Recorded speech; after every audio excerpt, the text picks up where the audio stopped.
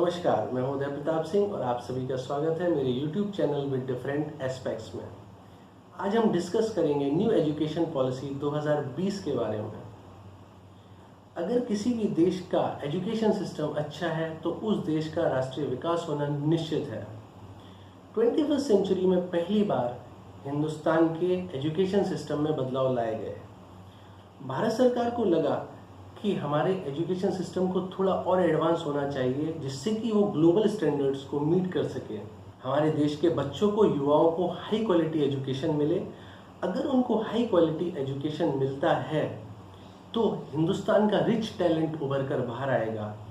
वो खुद के लिए ही नहीं, सोसाइटी के लिए, देश के लिए, पूरे वर्ल्ड के लिए एक मिसाल बन सकता है। ये जो बदलाव किए जा रहे हैं न्यू एजुकेशन सिस्टम में, ये बच्चों को ही नहीं बल्कि युवाओं को, टीचर्स को और पेरेंट्स को सबको समझने की ज़रूरत है। डियर टीचर्स, आपके लिए तो इस पॉलिसी में बहुत कुछ है और पेरेंट्स, आपको इसलिए ये समझना चाहिए क्योंकि अगर आप इस पॉलिसी को नहीं समझेंगे तो आप अपने बच्चों को भी प्रॉपर नहीं समझा पाएंगे। क्योंकि अब पुरानी तरह रट्टा मारने की बिल्कुल भी ज़रूरत नहीं है। न्यू अप्रोच के साथ ही एजुकेशन आगे बढ़ेगा हमारे भारत का। और प्लीज़ इस वीडियो को एंड तक देखें जिससे कि आपको पूरे न्यू एजुकेशन सिस्टम की जानकारी मिल सके। स्टडी कहती है कि अगले 10 सालों में भारत के युवाओं की पॉपुलेशन वर्ल्ड में सबसे ज़्यादा होगी। अगर उस युवा को हाई क्वालिटी एजुकेशन दिया जाएगा तो हमारा देश वर्ल्ड का नेतृत्व करने की क्षमता रखेगा। पूरे वर्ल्ड में बहुत सारे चेंजेस आ रहे हैं, चाहे वो टेक्नोलॉजी हो, चाहे वो क्लाइमेट हो, चाहे वो पॉपुलेशन हो। तो बच्चों को पता होना चाहिए कि उनको किस तरीके से लर्न करना है और किस तरीके से आगे बढ़ना है। और ये सारी चीज़ें हमारे एजुकेशन सिस्टम में, जो नया एजुकेशन सिस्टम आने वाला है उसमें बताया गया है। बच्चों का फाउंडेशन कुछ इस तरीके से होगा कि वो क्रिटिकल थिंकर, क्रिएटिव और इनोवेटिव बन सकें।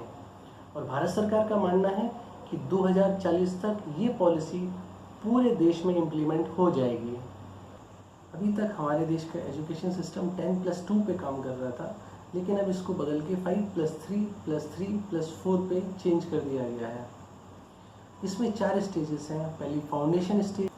फाउंडेशन स्टेज में 3 साल का प्री स्कूल होगा और 2 साल का प्राइमरी स्कूल होगा, जिसमें कि 3 साल से 8 साल तक के बच्चे होंगे।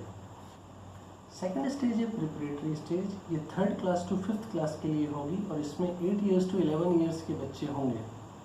थर्ड स्टेज है मिडिल स्टेज और ये 6 क्लास से 8 क्लास तक के लिए बच्चों के लिए होगी और ये इसमें 11 टू 14 ईयर्स के स्टूडेंट्स होंगे। और फोर्थ स्टेज है सेकेंडरी स्टेज। ये 9th class to 12th class तक के लिए होगी, जिसमें 14 टू 18 ईयर्स एज ग्रुप के स्टूडेंट रहेंगे। ऐसा माना जाता है कि 85% चाइल्ड का कम्युलेटिव ब्रेन 6 साल के पहले डेवलप होता है। इसीलिए फाउंडेशन स्टेज में उसको play based, activity based, inquiry based learning सिखाई जाएगी। ये ECCE means early childhood care and education के अंतर्गत आएगा। और जितने भी फाउंडेशन स्टेज में टीचर्स होंगे वो ECCE सर्टिफाइड होंगे। भारत सरकार का मानना है कि ये फेज्ड मैनर में 2030 तक ये इम्प्लीमेंट हो जाएगा पूरे देश में।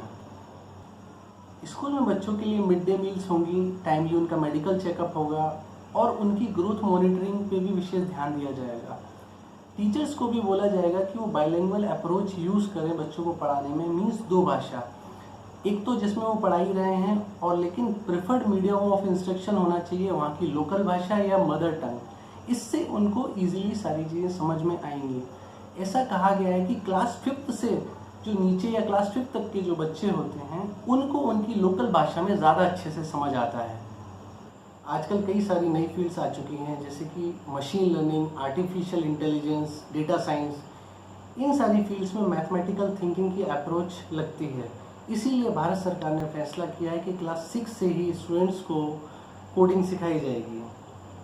क्लास 6 से क्लास 8 तक के जो स्टूडेंट्स हैं उनके लिए 10 दिन का बैगलेस स्कूल रहेगा, जिसमें कि उनको वोकेशनल एजुकेशन दिया जाएगा जैसे कि carpentry, welding, electric work, gardening etcetera. इससे उनका पर्सनल डेवलपमेंट तो होगा ही, बाकी उनको डिग्निटी ऑफ लेबर भी समझ आएगा। 10th और 12th के बोर्ड एग्जाम्स जैसे चलते थे वैसे ही चलेंगे, लेकिन स्टूडेंट्स के पास बहुत सारे सब्जेक्ट्स की चॉइस होगी जिससे कि उनका स्ट्रेस कम हो सकता है। बाकी वो 2 बार एग्ज़ाम दे सकते हैं, एक बार मेन एग्ज़ाम और अगर ज़रूरत पड़ने पे दूसरी बार इम्प्रूवमेंट एग्ज़ाम। ओलंपियाड्स और दूसरे कॉम्पिटिशन्स पूरे देश में कराए जाएंगे। पब्लिक और प्राइवेट यूनिवर्सिटीज़, प्रीमियर इंस्टीट्यूट्स जैसे कि NITs, IITs को एनकरेज किया जाएगा कि वो इन एग्ज़ाम्स के मेरिट के बेस पे अपने यहाँ पे अंडर ग्रेजुएट प्रोग्राम में एडमिशन लें। डियर पेरेंट्स, भारत सरकार चाहती है कि इंडिया से कोचिंग कल्चर हमेशा के लिए ख़त्म हो जाए, उसके लिए वो काफ़ी सारे प्रयास करेगी। NCERT की स्टैंडर्ड बुक्स काफ़ी अफोर्डेबल प्राइजेस में अवेलेबल कराई जाएंगी और जो भी सारे इंस्टीट्यूट्स हैं इंडिया के अंदर उनकी ट्यूशन फ़ी तय की जाएगी, जिससे कि वो अपने मन से कम ज़्यादा नहीं कर सकते हैं इस ट्यूशन फ़ी में। भारत सरकार चाहती है कि इंडिया का बेस्ट टैलेंट जो है वो टीचिंग प्रोफेशन में आए और इसके लिए ये डिसाइड किया गया है कि 6% ऑफ GDP अब एजुकेशन पे खर्च किया जाएगा। टीचर्स सिर्फ अब टीचिंग पे कंसंट्रेट करेंगे, उनको किसी भी दूसरी एक्टिविटी में एंगेज नहीं किया जाएगा। टीचर्स के कंटिन्यूस प्रोफेशनल डेवलपमेंट के लिए काफ़ी सारी ऑनलाइन ट्रेनिंग्स होंगी, उनके वर्कशॉप्स कराए जाएंगे। अगर टीचर अच्छा परफॉर्म करता है तो उसके बेसिस पे उसका सैलरी इंक्रीमेंट, इंसेंटिव्स दिया जाएगा। और अब प्रमोशन सिर्फ सीनियरिटी के बेसिस पे नहीं होंगे बल्कि परफॉर्मेंस के बेसिस पे होंगे। जो भी 4 स्टेजेस हैं, चाहे फाउंडेशन स्टेज है, प्रिपरेटरी स्टेज, मिडिल स्टेज या सेकेंडरी स्टेज, इन सारी स्टेज के जो टीचर हैं उनको इक्वल रखा गया है, क्योंकि भारत सरकार का मानना है कि सारी स्टेज में जो टीचर्स हैं वो अपना वर्क परफेक्ट कर रहे हैं और करते हैं, तो इसलिए उनको सेम रखा गया है। उनकी सैलरी, प्रमोशन सारा कुछ सेम होगा। तो मुझे लगता है टीचिंग प्रोफेशन में जब ही सारे इंडिया के टैलेंट आना चाहेंगे तब उनको लगेगा कि ये बेस्ट है। अभी जो टीचर्स रिटायरमेंट की एज में हैं या जस्ट अभी रिटायर हो चुके हैं, उनने कितना बड़ा ट्रांजिशन फेज देखा है, उनकी सैलरी क्या हुआ करती थी और कहाँ पहुँच गई है। तो सेम ये भविष्य में भी एक्सपेक्टेड टीचर्स एक हाईली पेड जॉब होगी। अब multi disciplinary education and research universities Meru पूरे देश में सेटअप किए जाएंगे कि ऐसी यूनिवर्सिटीज़ होंगी जिनका स्टैंडर्ड ग्लोबल स्टैंडर्ड से मीट करेगा। इसमें बहुत ज़्यादा हाई क्वालिटी एजुकेशन दिया जाएगा।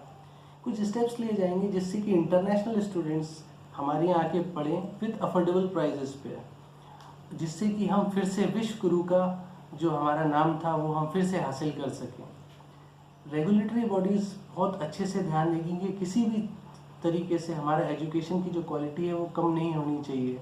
इसके लिए रेगुलर ऑडिट्स होंगे और भी डिफरेंट स्टेप्स लिए जाएंगे। कोई डिग्री ऑप्ट करता है और अगर किसी भी कारण से वो बीच में छोड़ता है तो उसको कुछ भी नहीं मिलता।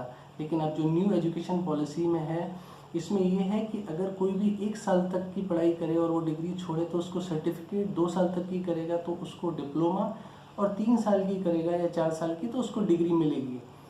अब ABC यानी academic bank of credit establish किया जाएगा। ये डिजिटली स्टोर करेगा आपके क्रेडिट्स को, मीन्स आपके सर्टिफिकेट, डिप्लोमा या डिग्री को। कुछ और भी एरिया रहेंगे फोकस के, जैसे कि professional education, legal education, agricultural education, health care education और टेक्निकल एजुकेशन।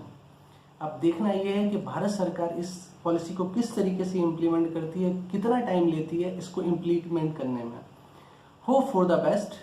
अगर आपको ये वीडियो पसंद आए तो उसको लाइक करें, शेयर करें, सब्सक्राइब करें। Thank you for watching this video.